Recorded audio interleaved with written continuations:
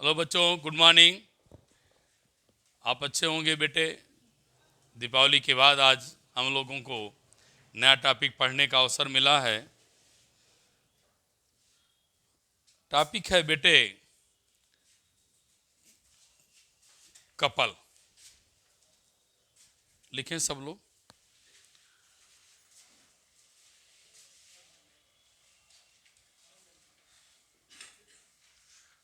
Topic है बेटे couple.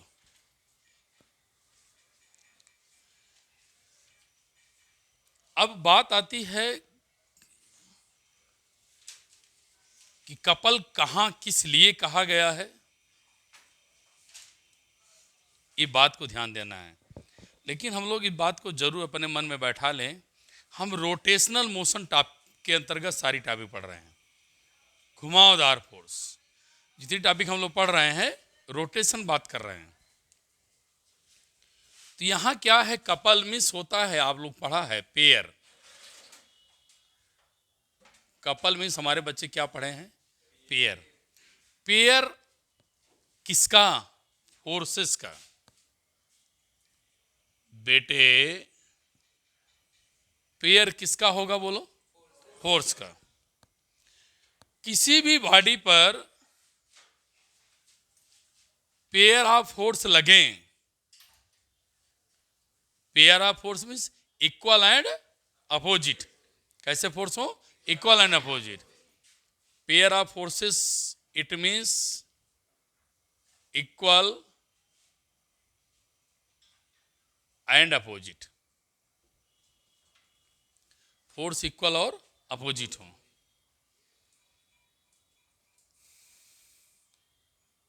तो कहने का मतलब हुआ बेटे, किसी भी बॉडी पर फोर्स लगे इक्वल और अपोजिट, और वह बॉडी घूम जाए। वह बॉडी क्या करे, घूम जाए। क्या करे बेटा, घूम जाए। जब वह बॉडी घूम जाएगी, ऐसा नहीं है इक्वल अपोजिट फोर्स लगने से बॉडी एक स्थान से दूसरे स्थान चली जाएगी, नहीं। मैं पढ़ाने से पहले एग्जांपल दे दूंगा, हमारे बच्चे फिर दिमाग में बैठ जाएगी बातें। इक्वल अपोजिट फोर्स लगे और बॉडी घूम जाए। आप रोज अनुभव कर रहे हैं कपल का। कहां, ये देखिए, मैं यहां पर अपनी पेन के कैप को ओपन कर रहा हूं। ये क्या है, कपल है। इक्वल और अपोजिट फोर्स लग रहा है। चलिए, अगर नहीं आया समझ में तो टैप, घर के टोटी पानी को जब आप घूम खोलते हैं, टैप ओपन करते हैं, वहां कपल है। और कुछ याद आ रहा है, बॉटल, वाटर बॉटल को जब आप पानी की बॉटल को खोलते हैं, वहां पर है। तो समझ में आ गया हम क्या पढ़ रहे हैं, बोलो। तो ऐसा फोर्स जो इक्वल और अपोजिट लगे, इक्वल और अपोजिट लगे, डिफरेंट पॉइंट ऑफ एक्शन पे लगे, और बॉडी क्या करे, अपने स्थान पर रोटेट करे, घूम जाए, उस लगने वाले पेयर ऑफ फोर्स को कपल कहते हैं। तो देखिए क्या लिखा, कपल मीन्स सुना हुआ आप लोग अक्सर कहते हैं कि कपल जा रहे हैं। तो कपल जा रहे हैं मीन्स बॉयज एंड गर्ल्स नहीं, जोड़ा जा रहा है, पति पत्नी जा रहे हैं। तो दोनों क्या है, इक्वल और अपोजिट हैं। इक्वल अपोजिट मतलब वो, समझ रहे नहीं, हंस रहे हैं, बताएंगे। दोनों क्या है, इक्वल मीन्स दोनों ह्यूमन बीइंग है, दोनों क्या है, आदमी है। बाद में दोनों के नेचर अलग हैं, तो पति पत्नी इसलिए कहा गया, इक्वल अपोजिट हो गया। अब समझ रहे हैं ना। काफ़ी देर से कुछ लोग मुस्कुरा रहे हैं कि सर क्या पढ़ा रहे हैं, तो समझ जाइए। तो इक्वल मतलब दोनों आदमी ह्यूमन बीइंग हैं, और क्या है, इक्वल और अपोजिट, दोनों के नेचर क्या हैं, अलग अलग हैं। इसलिए कहा गया बेटे, उसी से बना दिया गया। कपल मीन्स जोड़े, दोनों के शब्द उसी से कंपेयर करते हैं। Pair of force of pair, फोर्सों का पेयर जोड़ा क्या कहलाया बेटा, कपल कहलाया। तो मेरी बात समझ में आ गया, मैं क्या बताया। ये क्या है बेटा, कपल किसे कहेंगे कि दो इक्वल और opposite force act on a body different line of action, different line of action is known as couple. लिखिए फिर, couple is defined as,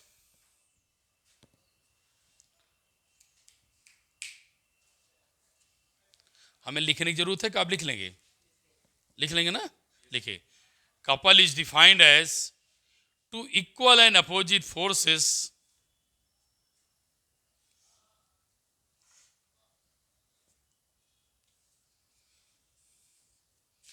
couple is defined as equal and opposite forces acting on a body, two different line of action,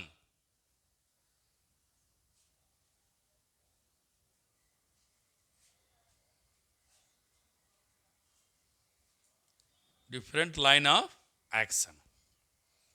लिख लिया बेटे? क्या है couple बेटा? दो force हो, दोनों क्या हो? इक्वल और अपोजिट हो। अपोजिट हो गया ना? इक्वल और क्या है? अपोजिट हो। डिफरेंट लाइन ऑफ एक्शन, किसी बॉडी पर कई अलग अलग बिंदु पर क्या करें? काम करें। इन फोर्सेस के पेयर को कपल कहते हैं। समझ में आया? छोटे से और पॉइंट लिखिए, क्या बोला हूं? टर्निंग इफेक्ट ऑफ कपल, मैंने क्या बताया था? ये घुमा देते हैं ना बेटे? बोलो क्या बोला थे? क्या करते हैं? घुमा देते हैं। Turning effect of couple is called moment of couple. Turning effect of couple, घुमावदार फोर्सेस को, घुमावदार कपल को क्या बोला? क्या बोला? क्या लिखा रहा? Moment of couple. Turning effect of couple is called moment of couple. मेरी बात समझ गए ना? ये दोनों फोर्स कैसे हैं? घुमावदार हैं। घुमावदार पेयर फोर्स हो तो उनको मोमेंट ऑफ कपल भी कहते हैं। मोमेंट मीन्स घुमावदार, कपल मीन्स जोड़े। घुमावदार जोड़े मीन्स घुमावदार फोर्स। नहीं समझ में आ रहा है? आगे समझ में आ गया? तो मैंने अभी कुछ ज़्यादा नहीं पढ़ा है। दो फोर्सेज ले लीजिए, किसी बॉडी पर दोनों फोर्सेस को इक्वल और इक्वल हो और क्या हो? अपोजिट हो, वो काम करने लगे और बॉडी घूमने लगे, उन जोड़े के, जोड़ों में लगने वाले दोनों फोर्सेस को एक शब्द यूज कर लिया गया, couple. Couple means pair of, pair of equal and opposite force. बस, pair means equal and opposite forces. बोल बेटा, समझ में आ गया? थोड़ा सा कमेंट और लिख रहे हैं, छोटा सा पॉइंट। नो रिजल्टेंट फोर्स,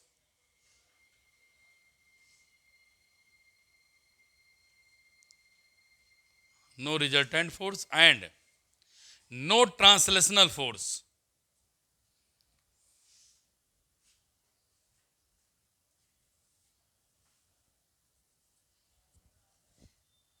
समझ में आ गया बेटा? साइन कन्वेंशन, साइन कन्वेंशन आगे लिखिए। Next, sign convention, moment of couple taken positive anti clockwise, moment of couple taken positive anti clockwise. Line छोड़ फिर दोबारा लिखिए, मोमेंट ऑफ कपल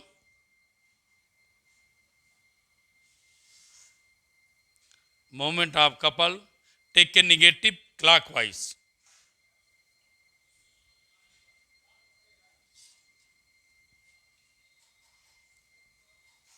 समझ में आ गई बातें? समझ में आ गई? एग्जाम्पल लिख लो।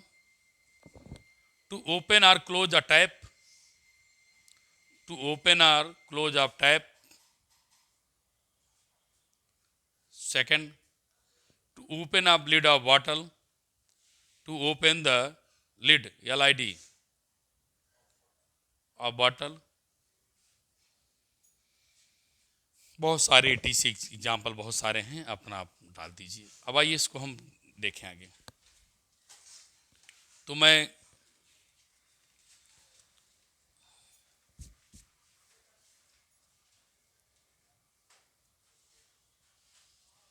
आगे बात लाता हूं आपको समझाने के लिए। देखिए बेटा, तो कपल समझ गए ना? कपल समझ गए क्या? Equal and opposite force acted on a body, different line of action, different line of action. और क्या बोला? Clockwise taken negative, anti clockwise taken positive. आइए ध्यान दें।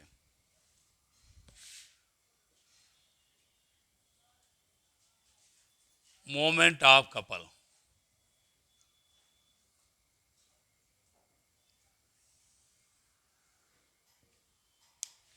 अब बेटे आइए डिस्कस करें, ध्यान से सुने।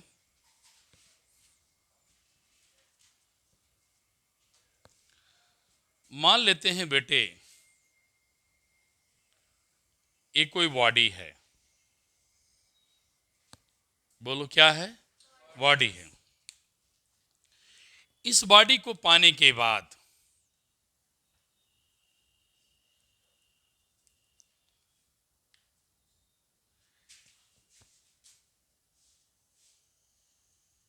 लाइन ऑफ एक्शन है। क्या बेटे? Line of action. अब लाइन ऑफ एक्शन तो पा गए। अब मेरी बात सुनना, ये पी पॉइंट है, ओ पॉइंट है जिस पर ये रोटेट करेगा। मान लीजिए पेन है ना, ऐसे रख लिया, तो जिस पॉइंट पर रोटेट करता है उसे पॉइंट ऑफ रोटेशन कहते हैं। क्या बोलो? हाँ, इसका नाम हमने डॉटेड लिख के ले दिया। क्या बोला बोलता बेटा? Point of rotation.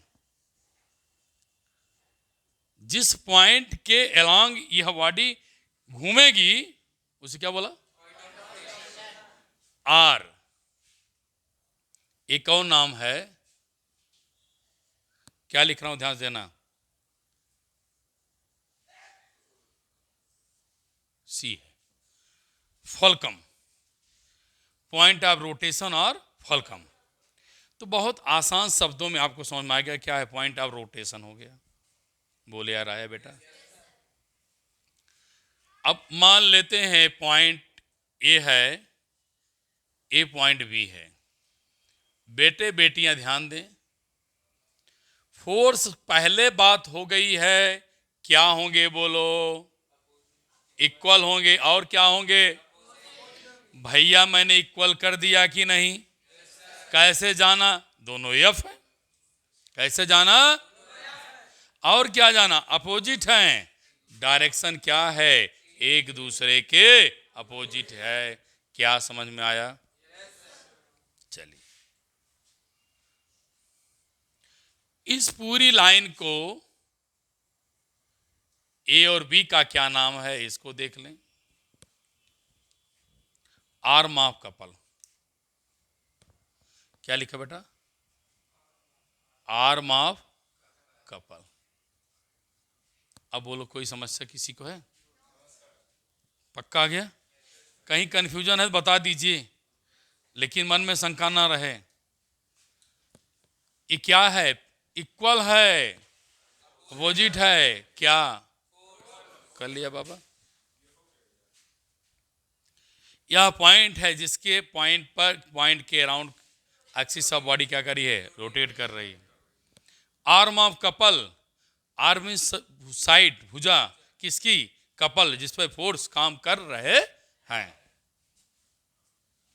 आगे बढ़े। अच्छा ये बताओ बेटे, ये दोनों जो फोर्स लग रहे हैं क्लॉकवाइज हैं कि एंटी क्लॉकवाइज? ना, चल बाबा देख, तू ऊपर जा रहा है, तेरा छोटा भाई उसी ऊपर ही आ रहा है। आप बताओ दोनों की दिशाएं क्या हैं? दोनों की डायरेक्शन क्या है? एक भाई ऊपर जा रहा है, दूसरा भाई भी पीछे लगा हुआ है, मैं भी आ रहा हूं। नहीं समझ में आया? मैं भी डायरेक्शन बात कर रहा हूं, क्लॉक एंटी क्लॉक बात बताना। एंटी क्लॉक तो है ही, लेकिन दोनों की डायरेक्शन क्या है? सेम। एंटी क्लॉकवाइज अभी बताया था, मोमेंट ऑफ कपल पॉजिटिव होता है कि नहीं? बताया था। चलिए, चलो बेटा लिखें क्या moment or torque of couple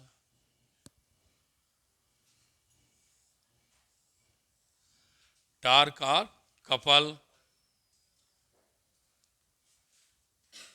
about O O के लॉन्ग। ध्यान से देखेंगे सारे बच्चे, जल्दबाजी नहीं करेंगे। टॉर्क इक्वल टू क्या पढ़े, फोर्स इनटू परपेंडिकुलर डिस्टेंस।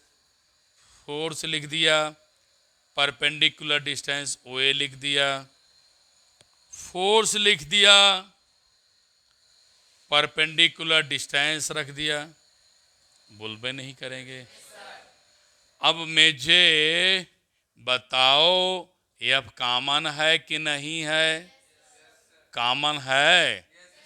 भैया बेटे आप बताओ, इसको मैं ए बी लिख दूं?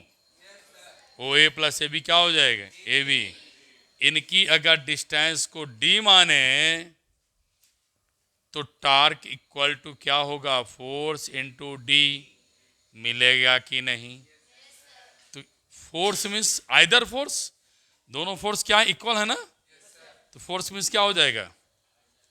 वही बोल भी नहीं करेंगे। क्या होगा?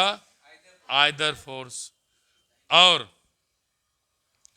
Perpendicular distance between two forces. शायद मैं अपने बच्चों को समझा पाया। नहीं आया? पक्का नोट करिए, फिर आगे बढ़ो।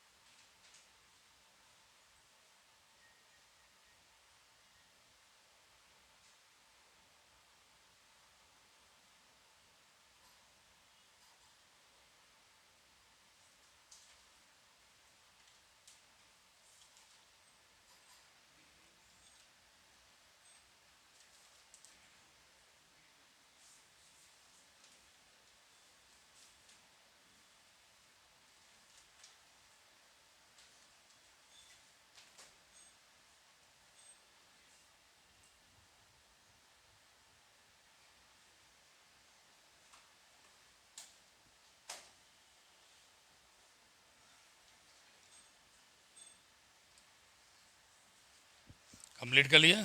समझ में आ गया? कोई दिक्कत नहीं है। मैंने यहाँ पर बेटे टार्क का साइन कन्वेंशन नहीं लिया। दोनों को पॉजिटिव क्यों ले लिया? क्योंकि दोनों का टार्क क्या है? सेम है। कहाँ है? Anti clockwise. तो torque equal to force into perpendicular distance, force into perpendicular distance, distance के भी माना, that is the distance between two forces. अब बेटे आइए आगे पढ़ें। बहुत अच्छा सा टॉपिक इसी का है, प्रिंसिपल ऑफ मोमेंट। लिखिए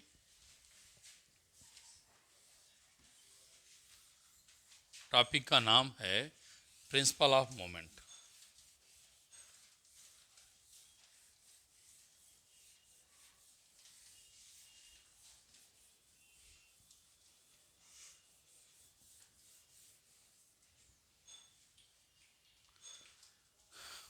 principal of moment.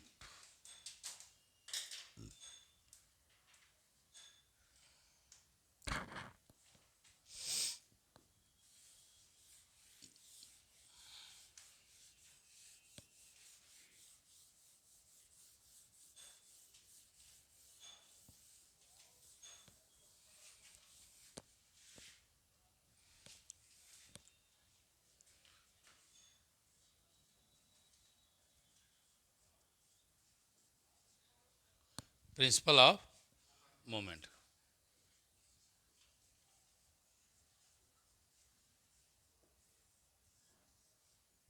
Principle of moments, ठीक है।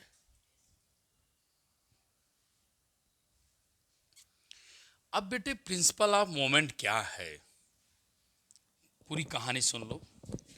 कि अगर मान लेते हैं कोई सिस्टम है,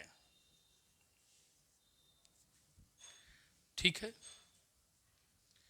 कोई सिस्टम है और डिफरेंट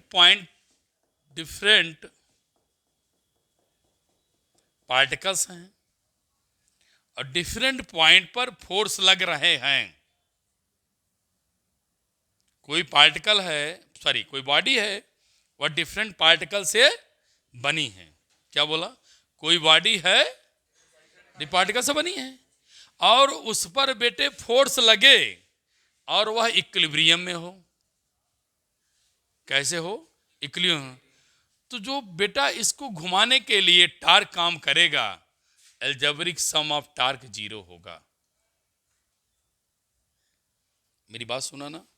सपोज क्या कोई तुम बॉडी ले लिए बेटे, वह डिफरेंट पार्टिकल से बनी है और डिफरेंट पार्टिकल बनी तो है और उसको घुमाने के लिए डिफरेंट फोर्सेस लग रहे हैं, लेकिन तब भी वो बॉडी इक्विलिब्रियम में पड़ी है, घूम नहीं रही है। तो एल्जेब्रिक सम ऑफ टार्क क्या होगा बेटा? 0 होगा। मेरी बात समझ में आया? तो मैं डिफिनीशन लिखूं, बोलेंगे लिखेंगे? लिखिए। A body will be a body will be a rotational equilibrium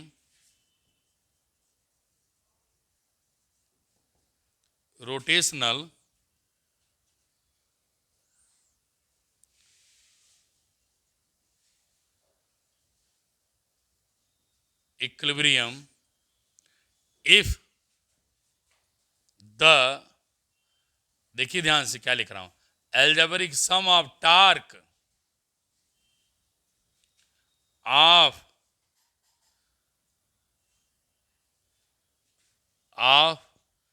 all the force acting a body about a fixed point is 0। मैं बड़ा से लिख रहा हूं, ZRO।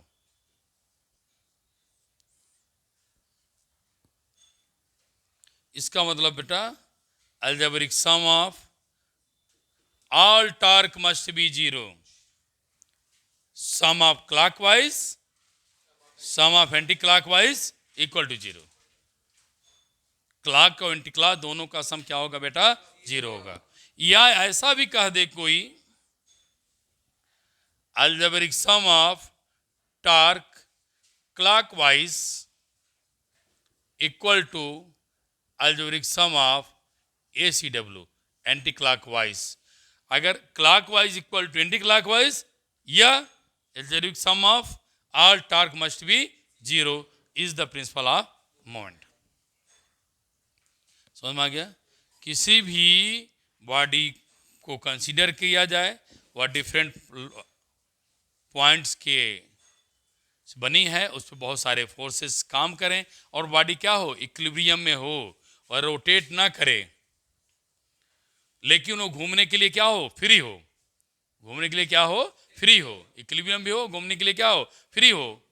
और रोटेशनल इक्विलिब्रियम में है, घूमने के लिए फ्री भी है, तो एलजेब्रिक सम ऑफ टार्क क्या हो जाएगा, 0 हो जाएगा। Left torque equal to right torque. समझ में आए? तो अगर कोई पूछे what is principle of moment, algebraic sum of all torque of any body equal to 0 or torque clockwise equal to anti-clockwise। ठीक बेटा, लिख लिया। अब आप लिखेंगे आगे, लिखो इस पर एक छोटा सा बात पढ़ाना है, इसको प्रूव करके देखें कुछ पॉइंट्स। इसको मिटा दें, बहुत ध्यान से बेटे सुनेंगे मैं जो आगे बताने चल रहा हूं।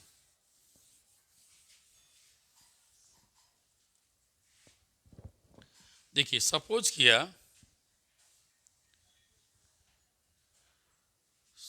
किया क्या है बेटे आपके पास, बोलिए। एक रॉड है, हाँ एक रॉड है एक्सिस से,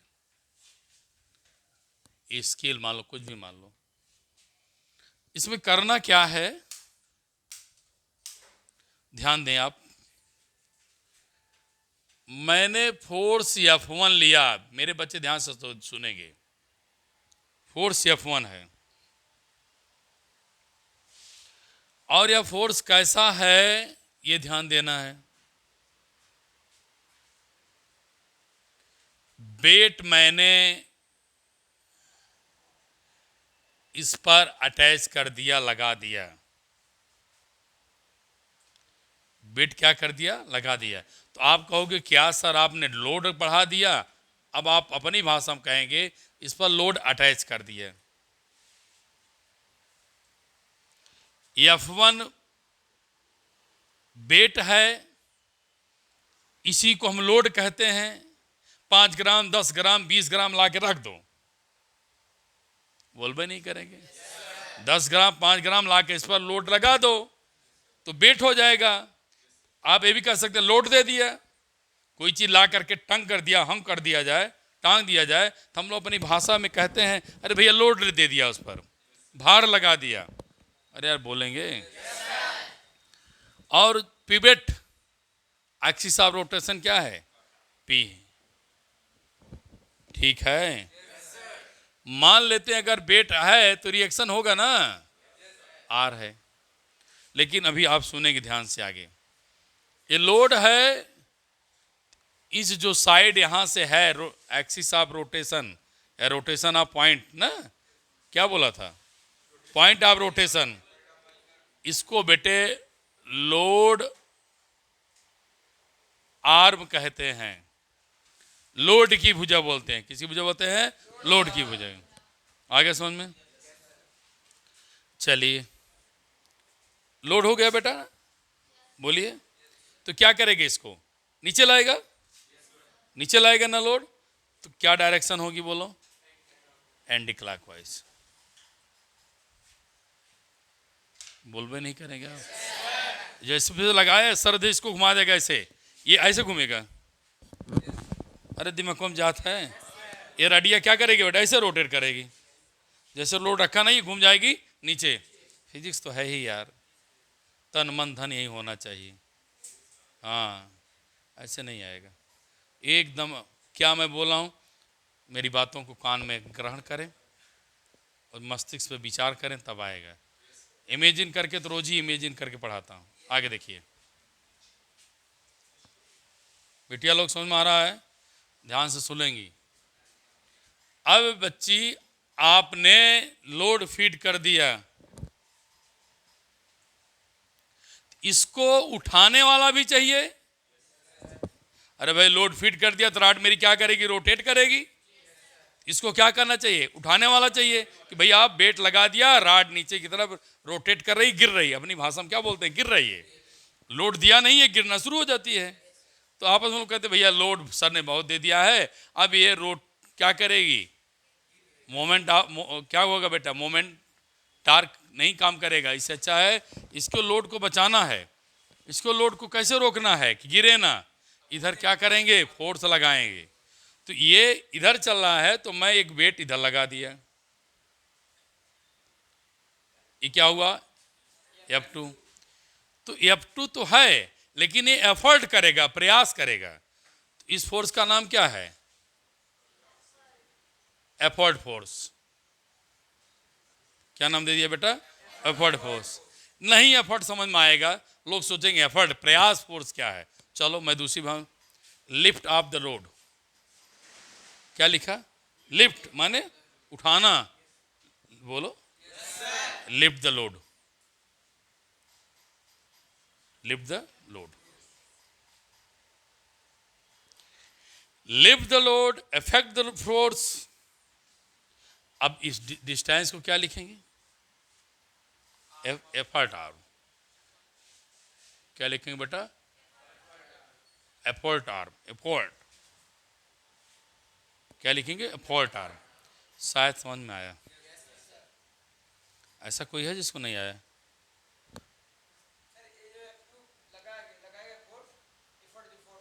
हाँ, अब बैलेंस बराबर करने के लिए तो लगाया गया कि ये क्या करे, रोटेट,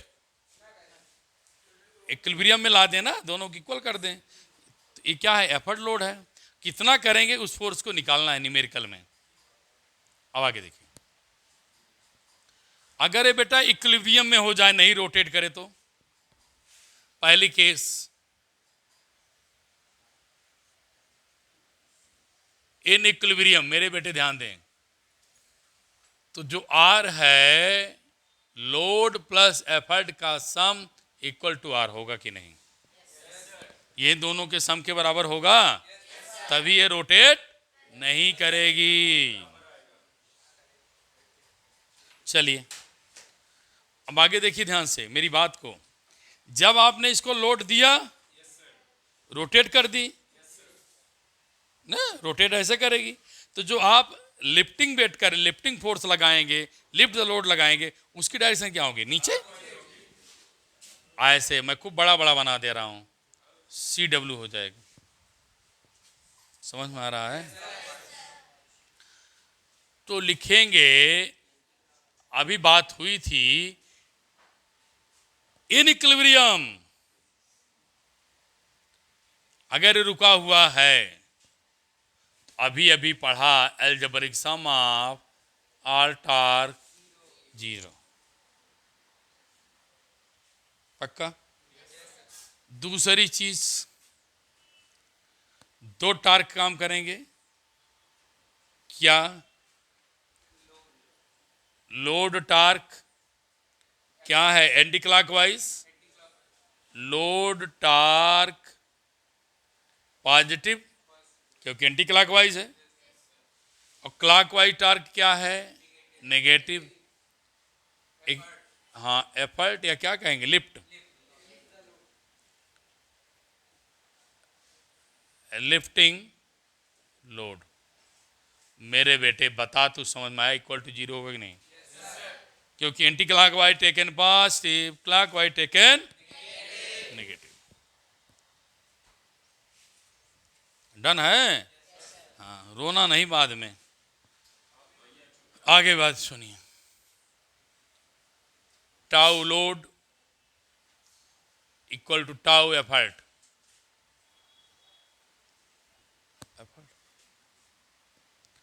चल बेटे आगे, इसकी डिस्टेंस को कंप्लीट डिस्टेंस मान लीजिए D, इस डिस्टेंस का नाम दे दिया D1, इस डिस्टेंस का नाम क्या रख दिया, D2। तो F1 D1 F2 D2, torque equal to क्या, force into perpendicular distance, force into perpendicular distance. इस प्रकार से मैंने आपको ये वैल्यू दिखा दिया है, और इसको सिंप्लीफाई कर लें अगर चाहें तो। ये सब समझ गए बेटा ना, load into load arm, effort into effort arm. उसके बाद बेटे क्लॉकवाइज टेकिंग पॉजिटिव, नेगेटिव कर दिया। एक छोटी सी बातें और समझें, अगर मैं यहाँ पर लिखूं सब एडिशनल इंफॉर्मेशन भी हैं। F1 अपान F2, F1 अपान F2 मेरे बेटे तू क्या लिखेगा, D2 अपान क्या, D1। इसी के रेशियो को मैकेनिकल एडवांटेज बोलते हैं। क्या बोलते हैं बोलो? हाँ, मैकेनिकल एडवांटेज।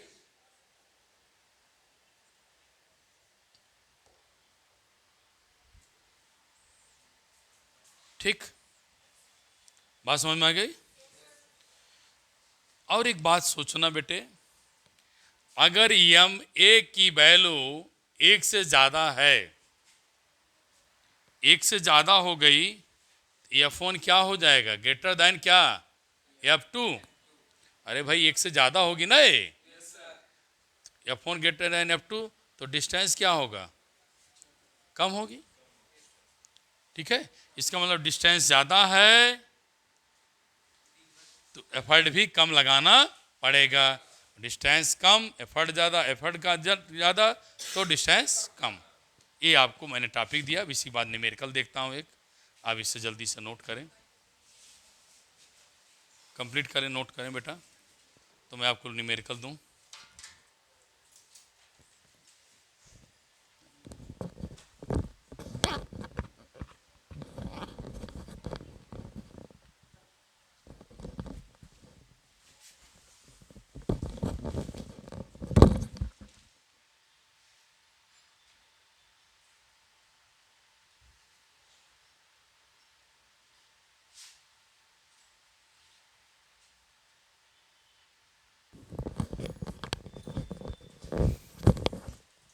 कंप्लीट करें, आप कंप्लीट करें, क्योंकि हम न्यूमेरिकल देखेंगे इस पर।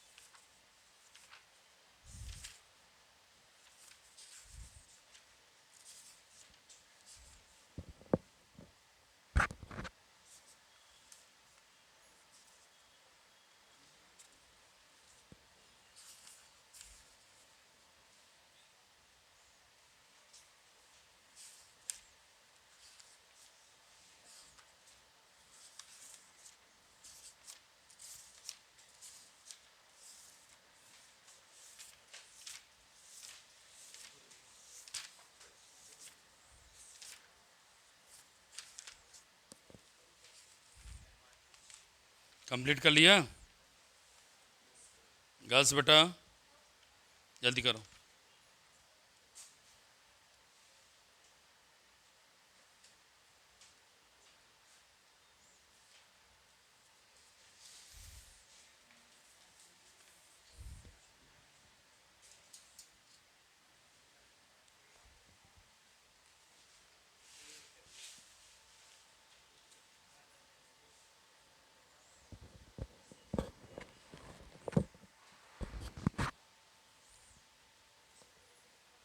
लिखिए, न्यूमेरिकल नीट का आया हुआ क्वेश्चन है, 15 एमयू में आया हुआ क्वेश्चन है, लिखो। मैं इसमें कुछ चीज़ें निकाल दे रहा हूँ जो हमें ज़रूरत नहीं है। अब इसको मैं यहाँ से इतनी चीज़ें, बेटा कंप्लीट कर लिया ना, चलिए लिखो न्यूमेरिकल। मैं इतनी चीज़ निकाल करके तब आपको पढ़ाता हूँ।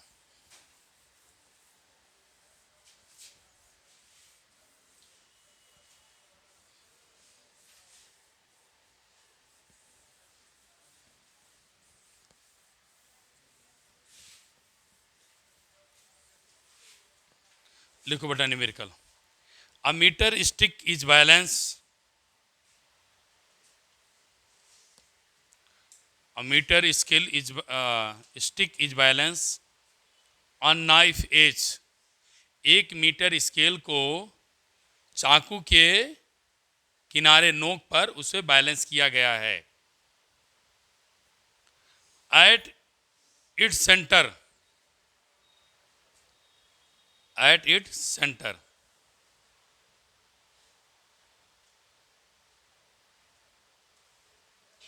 लिख लिया?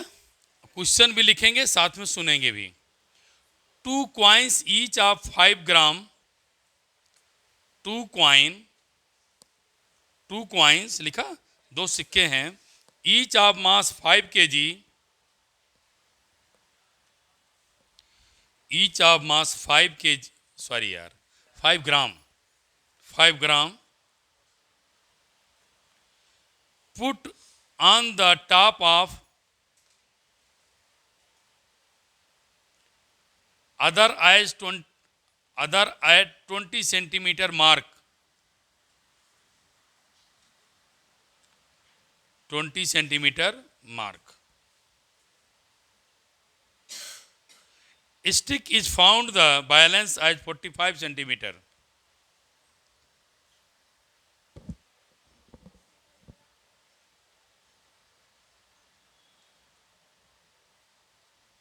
Stick is found to be balanced at 45 centimeter. Calculate the mass of meter stick.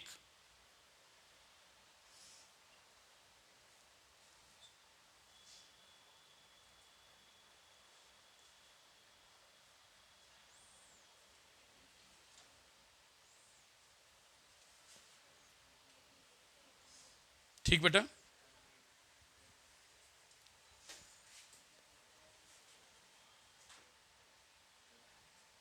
अब बेटे क्वेश्चन को पढ़ा आपने, एक मीटर स्केल है, balance knife at is its centre, 2 coins हैं जो 5-5 ग्राम की हैं। अब ध्यान देना, अगर मैंने, मेरे बेटे ध्यान देंगे, मान लिया स्केल को मार्क किया गया है कितने भागों में? 50 सेंटीमीटर है। इसने कहा क्या है? 5 ग्राम के 2 सिक्के हैं, एट द 20 सेंटीमीटर मार्क, यहां से 20 सेंटीमीटर की डिस्टेंस पर 5-5 ग्राम के 2 सिक्के रखे गए हैं। तो कै ग्राम हो गया? 10 ग्राम। और उसने बोला है बेटे, ध्यान दिए क्वेश्चन को फिर, कि 45 सेंटीमीटर बैलेंस पाया गया। तो अगर ये बैलेंस पाया गया तो यहां से कितना है? 45। अब हमारे बच्चे 45 में 20 निकालो, 25 ना, तो अब एक कितना बचेगा? 5 सेंटीमीटर बचेगा। भाई हमने मान लिया, इनका कहना है कि स्केल को बैलेंस करने के लिए क्या करेंगे? स्केल को बैलेंस किया कहाँ? कहाँ बेटा? सेंटर पे। सेंटर पे स्केल बैलेंस थी, सेंटर पे स्केल क्या थी? बैलेंस थी। तो सेंटर इसका कितना हो जाएगा? 25 में। अगर स्केल लिया है तो अगर मान लिया मैंने स्केल मान लिया कितना?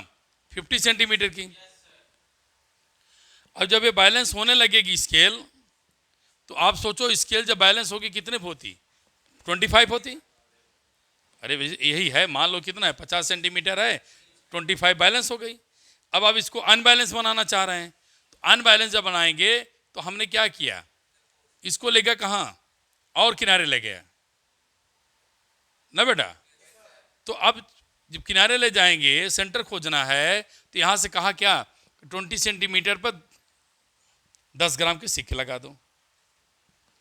10 ग्राम जैसे सिक्के लगाया तो इसका बैलेंस पॉइंट जो 25 तो खसकेगा, बोल ही नहीं रहे हैं। जो 25 था कहाँ चला गया? 45 के पास। जो 25 था वो कहाँ चला गया? 45। तो 20 इधर खसका करके मैं इधर ला दिया। अब कितना बचा? 45 हो गया ना ये। अरे यहाँ से जोड़ोगे आप ना, यहाँ कितना? 45 मतलब 25 यहाँ कितना हो गया? 45। कितना बचा इसका? 5 ग्राम। तो वही आप क्या लिखेंगे? टार्क लेफ्ट, वेट कितना चाहिए? Weight into distance equal to फिर weight into distance. 10 gram into क्या?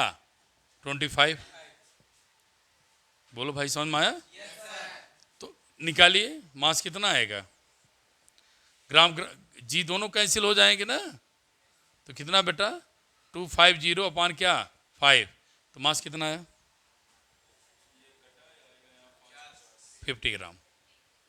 मतलब अगर आपको इसके बैलेंस 25 से हटा करके 45 पर ले जाना है तो यहाँ पर 10 ग्राम का है, यहाँ पर कितना रहेगा बोलिए 50 ग्राम का वेट लगेंगे, तब ये बैलेंस होगा, अदरवाइज ये बैलेंस नहीं होगा।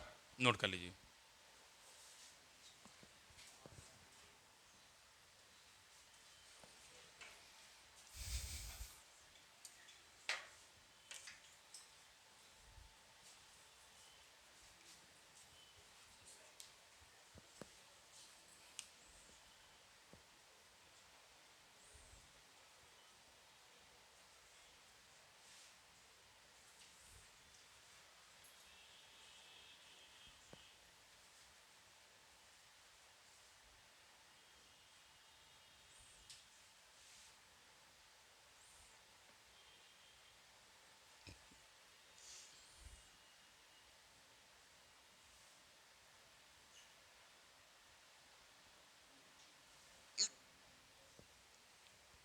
कंप्लीट कर लिया, ठीक बेटा, thank you class, thank you बेटा, खुश रहें, मस्त रहें, थैंक यू।